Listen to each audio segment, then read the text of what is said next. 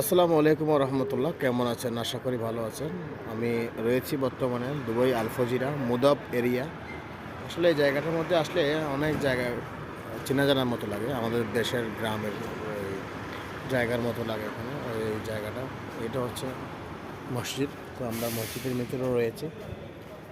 So এই জায়গাটার মধ্যে আসলে কিন্তু আমার অনেক কিছু ভালো লাগে, যেহেতু আমাদের এখানে গাছপালা রয়েছে। সো গাছগুলো দেখতে, খেজুর গাছ, বিভিন্ন রকমের গাছ রয়েছে এখানে। আমি অনেকগুলোর গাছ নাম জানি না, তবে আমার এক বেলুচির ভাইয়ের ঘর এটা। এরা রয়েছেন অনেকগুলো এখানে। তো আসলে অনেক অনেক জায়গা থেকে এখানে ঘুরতে আসে মানুষ।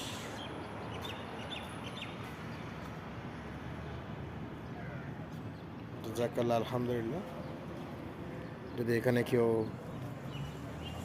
আসেন এবং এসে থাকেন আগে, অবশ্যই জানাবেন।